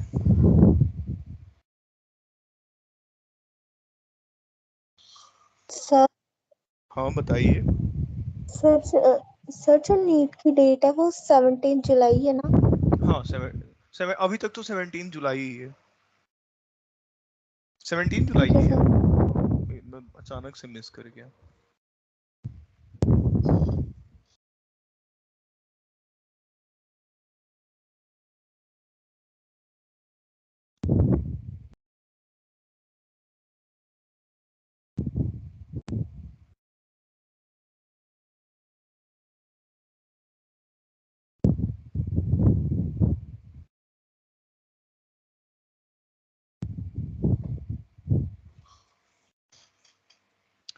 चलिए अब हम आपको पढ़ाने जा रहे हैं, ये तो एक्टिव इम्यूनिटी हुआ।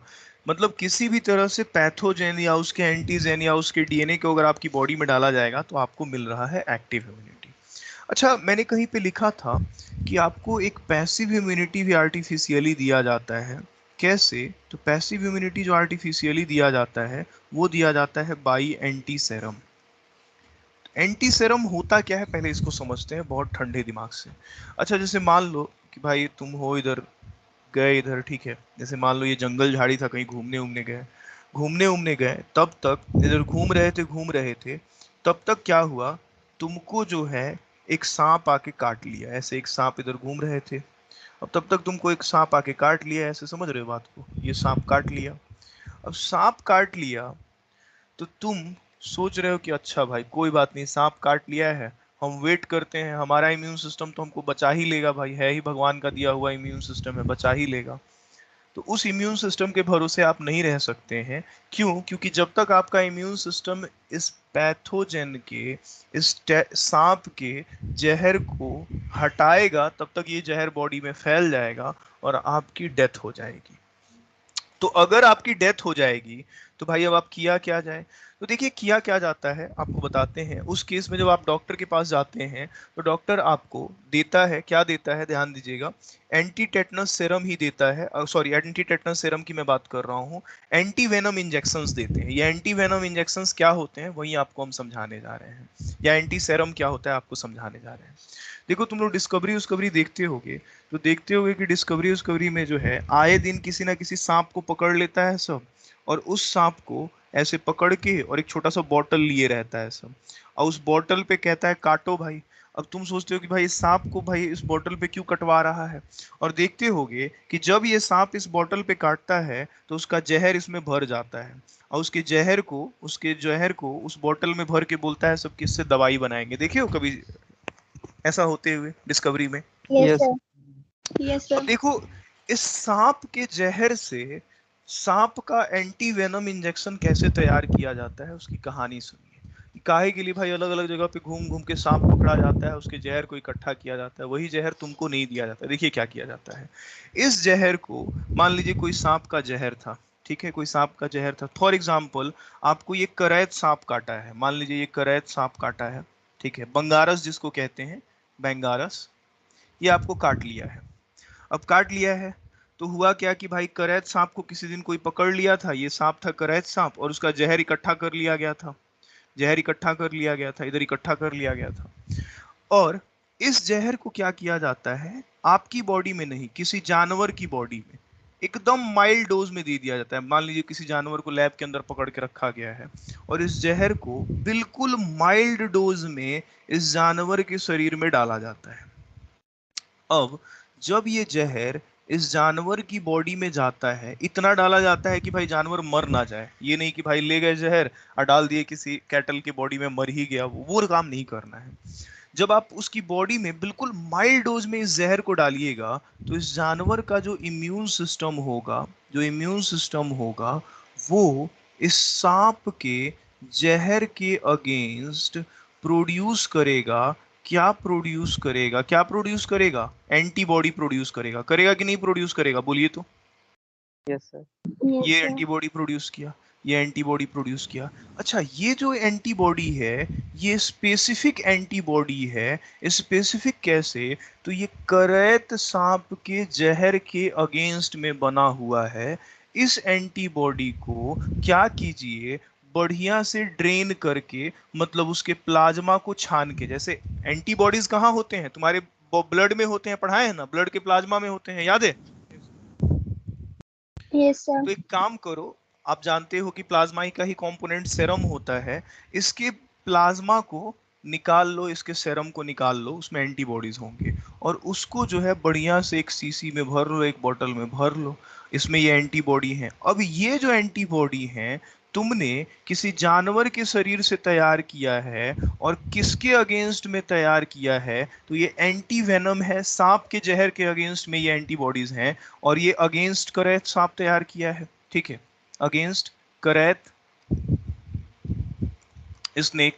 अब मान लो उस दिन किसी पर्सन को करैत सांप काट लिया, अब गया वो डॉक्टर के पास, डॉक्टर पूछा कौन सा सांप काटा है, तो बता दिया भाई कि करैत सांप काटा है, तो तुरंत करैत सांप के अगेंस्ट ये जो प्रिपेयर्ड एंटीबॉडीज हैं, ये बने बनाए एंटीबॉडीज हैं, बोलिए तो, यस सर। इस पर्सन के शरीर में इंजेक्ट कर दिया जाएगा। अच्छा जब इस पर्सन के शरीर में ये करैत सांप के एंटीबॉडीज को डाला जाएगा तो जितना भी करैत सांप का जहर उसके ब्लड में घुला होगा वो सारे जहर का ये एंटीबॉडी प्रेसिपिटेशन करा देगा और इम्यून सिस्टम के कंपोनेंट्स उसको हटा देंगे, तो इस पर्सन को बचा लिया जाएगा। बचा लिया जाएगा कि नहीं बचा लिया जाएगा, बोलिए। Yes yes sir. अच्छा, लेकिन एक समस्या है। समस्या ये है कि तुम्हारे और हमारे जैसे लोग भाई सांप अगर नहीं पहचान पाए तब कैसे होगा काम। मान लो हमको कोई सांप काटा, सांप काट के भाग गया, हमको हम देखे भी नहीं कि कौन सा सांप काट लिया, डॉक्टर पूछ रहा है बताओ भाई कौन सा सांप काटा, आप बता ही नहीं पा रहे हैं, समझ रहे हैं बात को, तब आपको कौन सा एंटीवेनम दिया जाएगा। तो देखिए ये बहुत कॉमन केस है कि लोग सांपों की प्रजाति को नहीं पहचानते हैं, तब थोड़ी डिफिकल्टी होती है इलाज में। तो उसका एक सॉल्यूशन है। सॉल्यूशन ये है कि क्या किया जाता है, जैसे मान लीजिए आपका जम्मू कश्मीर है, पता चला कि जम्मू कश्मीर में जितने भी नेचुरलिस्ट वगैरह हैं वो घूम रहे हैं, तो उनको पता चला कि भाई जम्मू एंड कश्मीर में 5 तरह का पॉइजनस स्नेक है। कितने तरह का स्नेक है बताइए, तो 5 तरह का पॉइजनस स्नेक है। और इन पांचों पॉइजनस स्नेक के एंटीवेनम को तैयार कर लिया जाता है। ध्यान रखिएगा, इन पांचों पॉइजनस स्नेक के एंटीवेनम को तैयार कर लिया जाता है एक ही बॉटल के अंदर। मल्टीपल एंटीबॉडीज रखे जाते हैं। मतलब मान लो हमने एक बॉटल तैयार किया एंटीवेनम का, जिसमें यहाँ पे जम्मू में जितने भी सांप हैं उन सब के अगेंस्ट अलग अलग तरह के एंटीबॉडी, जैसे ये रेड वाला करैत सांप के अगेंस्ट है, मान लीजिए ये वाला जो है कोबरा के अगेंस्ट में है, कोई दूसरा है वो इधर रैटल स्नेक है तो उसके अगेंस्ट भी है। तो आप देख रहे हैं इसके अंदर मल्टीपल एंटीबॉडीज हैं, अलग अलग सांपों के अगेंस्ट में है, देख रहे हैं। Yes sir. अब मान लो यस सर। हम नहीं बता पा रहे हैं कि हमको कौन सा सांप काटे हुए है, तो हमको ना ये मल्टीपल एंटीबॉडी वाला एंटीवेनम दिया जाएगा। अब इस एरिया में जितने भी सांप हैं उन्हीं में से कोई काटा होगा। अब यहाँ के डॉक्टर्स वो रखते हैं, हालांकि जितने भी पॉइजनस स्नेक हैं इंडिया के अंदर उन सबका एंटीवेनम तैयार किया गया है, एक ही एंटीवेनम, उसमें सब एंटीबॉडी होता है। इंजेक्ट कीजिए, जिस सांप का जहर आपकी बॉडी में घूम रहा होगा उसका ये प्रेसिपिटेशन करा के जो काम एंटीबॉडी का है आपको पढ़ा चुके हैं, उसका छुटकारा दिला देगा। लेकिन इसमें एक समस्या है। अच्छा, ये रेडीमेड एंटीबॉडी तुमको दिया जा रहा है, बना बनाया एंटीबॉडी दिया जा रहा है, तो ये पैसिव इम्यूनिटी हुआ या एक्टिव हुआ? Passive immunity. लेकिन इसमें एक समस्या है। समस्या ये है कि ये बताओ कि ये तुम्हारा अपना एंटीबॉडी है या बाहरी एंटीबॉडी है? बाहरी एंटीबॉडी है। देखो, जब ये बने बनाए एंटीबॉडीज दिए जाते हैं तब तो तुमको उस बीमारी से छुटकारा मिल जाता है, लेकिन 2 दिन 3 दिन बाद तुम्हारा बॉडी कहता है कि भाई ये कौन सा प्रोटीन आ गया, ये कहाँ का एंटीबॉडी आ गया, ये तो हमारा अपना एंटीबॉडी नहीं है, इस एंटीबॉडी को इस जानवर की बॉडी से बनाया गया है। इम्यून सिस्टम ये बाहरी एंटीबॉडीज पे हमला कर देता है। तुम्हारा इम्यून सिस्टम अब हमला करता है तो तुम्हारी बॉडी में जबरदस्त एलर्जिक रिएक्शंस जनरेट होते हैं। यही कारण है कि सांप के जहर को काटने के लिए जब एंटी वेनम इंजेक्शंस दिए जाते हैं तो बंदा ठीक हो जाता है, लेकिन उसकी बॉडी में जबरदस्त एलर्जिक रिस्पॉन्स जनरेट होता है, क्योंकि तुम बाहर से हाई डोज में जो एंटीबॉडी दे रहे हो उसको जब तुम्हारा इम्यून सिस्टम रिकॉग्नाइज करेगा कि ये फॉरेन है तो एलर्जी होगी तुम्हारी बॉडी में। तो पर्सन्स को बहुत टाइम लग जाता है। सांप के जहर से तो वो मुक्त हो जाते हैं, लेकिन ये एलर्जिक रिस्पॉन्स धीरे धीरे स्लो डाउन होता है। जब तक ये एंटीबॉडीज फुल्ली हटाए नहीं जाते हैं तब तक आपका शरीर शांत नहीं होता है। समझ में आया एंटी वेनम का कहानी, बोलिए तो। Yes sir. अच्छा, इसी तरह से हमने सिर्फ यही नहीं, हमने एंटी टेटनस सेरा एटीएस भी बनाया है, एंटी वेनस सेरम भी बनाए हैं, एंटी टेटनस सेरा बनाया है, एंटी रेबिसरा भी बनाया है, मतलब रेबीज के अगेंस्ट, टेटनस के अगेंस्ट और सांपों के अगेंस्ट। इस तरह से प्रिपेयर्ड एंटीबॉडीज हमने तैयार किए हैं। बोलिए, समझ में आया? Yes sir. अच्छा ठीक है, तो चलिए इसको समझा देते हैं। अच्छा, ये मेरे नोट्स में लिखा हुआ है, आपको बता देते हैं।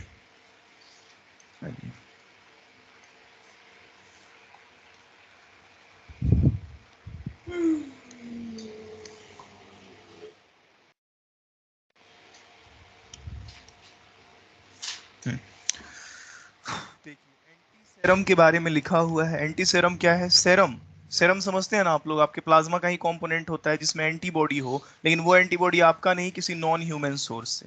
कैसे तैयार किया जाता है? तो किसी एंटीजन को, मतलब एंटीजन को किसी जानवर की बॉडी में डाला जाता है, तो वो वैक्सीन की तरह हुआ। जानवर का इम्यून सिस्टम एंटीबॉडी बनाता है, उसको ड्रेन कर लीजिए, वो सेरम में एंटीबॉडीज होंगे और उसी को सीधा किसी पर्सन को इंजेक्ट कर दीजिए। इस तरह से anti tetanus sera, anti rabies sera, anti venom तैयार किया गया है। कोई दिक्कत? No sir. तो एक बार पढ़िए, अगर कुछ पूछना है तो पूछ लीजिए, मन में कोई सवाल हो तो पूछ लीजिए, फिर आगे चलते हैं।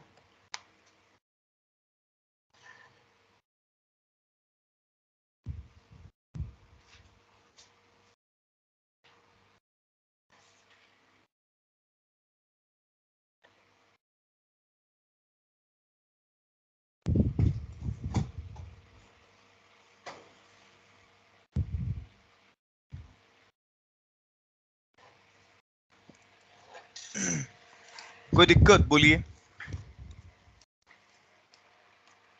No sir. चलिए आपको एक इम्पोर्टेंट क्या ऑफ द बॉक्स एक बात बताते हैं। हम लोग पढ़ने जा रहे हैं मैजिक बुलेट के बारे में। मैजिक बुलेट या इसी को कहते हैं मोनोक्लोनल एंटीबॉडीज। मोनोक्लोनल एंटीबॉडीज, इस चीज को दो साइंटिस्टों लोगों ने तैयार किया था, कोहलर साहब ने और माइलस्टीन साहब ने। देखिए ये क्या है मैजिक बुलेट, एकदम साधारण शब्द में समझिए। देखिए जैसे मान लीजिए आज, अच्छा किसी भी जानवर के शरीर में या आपके बॉडी में एंटीबॉडी बनाने का ठेका किस सेल के पास है बताइए तो, बोलिए। अरे प्लाज्मा सेल के पास है। मार्स सेल। हाँ, मास्ट सेल बनाता है। लड़की सारा पढ़ाई चौपट कर दोगी। प्लाज्मा सेल क्या बनाता है बोलिए तो। एंटीबॉडीज। एंटीबॉडी।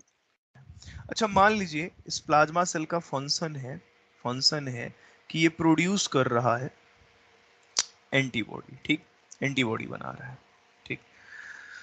अच्छा मान लीजिए कि किसी एनिमल का ये प्लाज्मा सेल था, सपोज कीजिए कि किसी जानवर का ये प्लाज्मा सेल था। अच्छा सपोज कीजिए कि हमने क्या किया कि ये करैत, या फिर मान लीजिए कि ये कोरोना वायरस ही था, सपोज कीजिए कि ये कोरोना वायरस था, ये मान लीजिए कोरोना वायरस था और ये उसका एंटीजन था, ठीक, एंटीजन था, ये सीवी था। हमने इस सेल को दिखाया, इस सेल को इसने देखा, हमारे प्लाज्मा सेल ने इस कोरोना वायरस को देखा, तो हमारा प्लाज्मा सेल बनाने लगा एंटी बॉडी अगेंस्ट, इसी वायरस के अगेंस्ट बना रहा होगा, बोलिए तो। Corona yes sir. Virus yes sir. मतलब ये जो आपका सेल है प्लाज्मा सेल, ये एक्टिवेटेड अगेंस्ट पार्टिकुलर एंटीजन, और वो पार्टिकुलर एंटीजन कोरोना वायरस का एंटीजन है, अगेंस्ट पार्टिकुलर एंटीजन। मान लीजिए ये काम आप लैब में कर रहे हैं, आपने एक प्लाज्मा सेल लिया और उसको एक्टिवेट कर दिया कि भाई तुम चलो अब कोरोना वायरस के अगेंस्ट एंटीजन, कोरोना वायरस के एंटीजन के अगेंस्ट एंटीबॉडी बनाओ। मतलब तुम्हारा काम है कि एंटीबॉडी बनाओ, लेकिन कौन सा एंटीबॉडी बनाओ, तो कोरोना वायरस के एंटीजन के अगेंस्ट में बनाओ। अच्छा, लेकिन एक प्रॉब्लम है प्लाज्मा सेल्स के साथ। प्लाज्मा सेल के साथ एक प्रॉब्लम ये है कि ये जो प्लाज्मा सेल हैं ये जल्दी डिवाइड नहीं करते हैं। डू नॉट, एक तो ये डिवाइड नहीं करते हैं और एंटीबॉडी का प्रोडक्शन भी धीरे धीरे करते हैं। डू नॉट डिवाइड रैपिडली, मतलब ये जल्दी डिवाइड नहीं करते। मान लो तुमने लैब के अंदर इस प्लाज्मा सेल को एक्टिवेट कर दिया है कि ये कोविड के अगेंस्ट एंटीबॉडीज बनाए, मतलब प्रिपेयर्ड एंटीबॉडीज बनाए ताकि किसी को जरूरत पड़े, या करैत सांप ही है उसी के एंटीजन के अगेंस्ट एक्टिवेट किया कि चल भाई अब एंटीबॉडी बनाओ ताकि उसको तुम बेचो उस एंटीबॉडी को। लेकिन ये जल्दी मल्टीप्लाई ही नहीं कर रहा है सेल, तो प्रोडक्शन तुम्हारा धीरे धीरे हो रहा होता है। तो इन लोगों ने क्या किया, इसका सॉल्यूशन ढूंढा। सॉल्यूशन क्या था, एक दूसरा सेल था, उसका नाम था, ध्यान दीजिएगा, मायलोमा सेल। मायलोमा सेल, जो मायलोमा सेल है ये है चूहे का कैंसर सेल, माइस कैंसर सेल। अच्छा, माइस कैंसर सेल या किसी भी कैंसर सेल की सबसे अच्छी बात ये होती है कि ये बहुत तेजी से डिवाइड करते हैं, डिवाइड रैपिडली। तो देखो, तुम्हारा प्लाज्मा सेल एंटीबॉडी बनाने में माहिर है लेकिन डिवाइड नहीं कर पाता है। तुम्हारा कैंसर सेल, ये चूहे का कैंसर सेल, डिवाइड बहुत जल्दी की करता है। इन लोगों ने क्या कराया, इन दोनों सेल्स का फ्यूजन करा दिया। फ्यूजन कहने का मतलब दोनों सेल को एक दूसरे से मिलवा दिया, इनका हाइब्रिडाइजेशन करा दिया। ध्यान रखिएगा, इनका हाइब्रिडाइजेशन करा दिया। अब दोनों सेल अगर मिल गए तो जो सेल तैयार हुआ उसका नाम रखा गया हाइब्रिडोमा। हाइब्रिडोमा में 3-4 खासियतें थी। एक तो वो कैंसर सेल की तरह बहुत तेजी से डिवाइड करता था, डिवाइड रैपिडली। दूसरा बात, क्योंकि उसमें प्लाज्मा सेल भी था तो वो प्रोड्यूस एंटीबॉडी, और वो भी पार्टिकुलर एंटीबॉडी। मान लो तुमने एक प्लाज्मा सेल को एक्टिवेट किया था ये कोरोना वायरस के एंटीजन के लिए, तो वो कोरोना वायरस के अगेंस्ट एंटीबॉडीज तैयार कर रहा होगा। बात समझ रहे हैं? बोलिए तो। Yes sir. और वो भी स्पेसिफिक एंटीबॉडी, और वो भी कहाँ पे, तो आप इसको कल्चर मीडियम में ग्रो कर लीजिए, मतलब किसी लैब में ग्रो कर लीजिए, इन कल्चर मीडियम। जितना इसको खाना पानी दीजिएगा उतना ज्यादा ये आपके लिए एंटीबॉडी बनाएगा। इन्हीं को कहा गया, मोनो का मतलब सिंगल, ऐसे एंटीबॉडीज जो किसी एक पार्टिकुलर पैथोजन के अगेंस्ट में बन रहे हैं। इनको मैजिक बुलेट्स भी कहा गया क्योंकि ये बहुत तेजी से डिवाइड करते थे। आई बात समझ में? बताइए। Yes sir. Yes, sir. तो कुछ नहीं है, हम किसी प्लाज्मा सेल के डिवाइड नहीं कर पाने के वाले प्रॉब्लम को कैंसर सेल के साथ फ्यूज करवा के दूर कर रहे हैं। कोई दिक्कत? No sir. ठीक है, देखो इम्यूनिटी हो चुका है समाप्त। इसके बाद जो हमें टॉपिक पढ़ना है वो पढ़ना है transplantation, allergy, lymphoid organ, AIDS, cancer, alcohol abuse. तो 5-6 छोटे छोटे टॉपिक्स पढ़ने हैं, और मेरे को ऐसा लग रहा है कि आज इतना ही रहने दिया जाए। अभी इस हफ्ते में 3 लेक्चर है, और मेरे ख्याल से अगर मैंने फ्लो में पढ़ा दिया तो ये 3 लेक्चर से पहले ही खत्म हो जाएगा। तो आज के लिए इतना ही रहने दीजिए, फिर अगले लेक्चर में मैं इस चीज़ को कंटिन्यू करूंगा। पीडीएफ में अपलोड कर देता हूँ, अगर आप कुछ पूछना चाहते हैं तो पूछिए।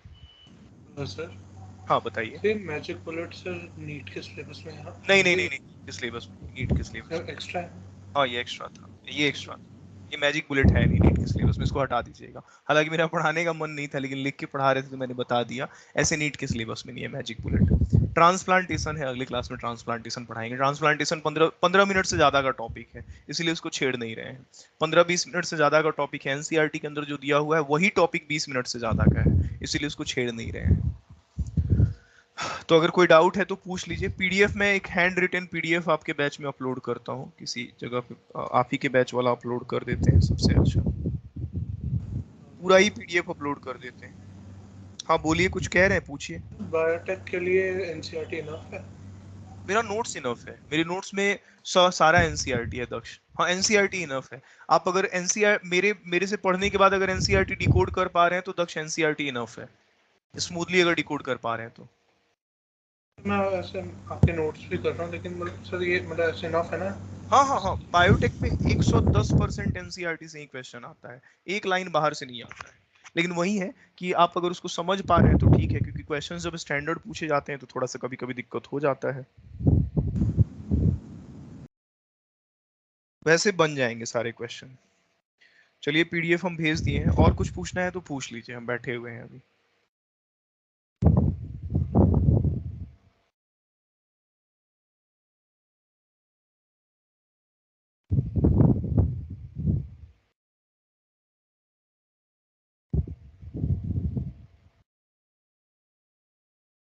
और कोई डाउट है? ठीक है फिर चलते हैं, मिलते हैं अगले लेक्चर में। आज के लिए इतना ही। Thank you all. Thank you, sir. Thank you sir.